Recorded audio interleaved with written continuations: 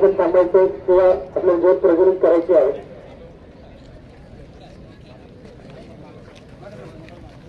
चारा विद्यार्थ्यांसाठी जोरदार टाळा झाला पाहिजे. आदरणीय विद्यार्थी ज्योत जोडावं त्याबद्दल सर्वांच्या समोर थांबायचं आहे.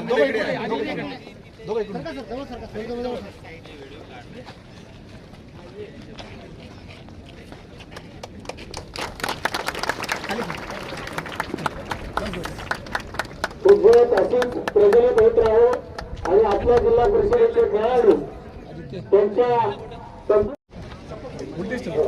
आणि शपथ घेतली.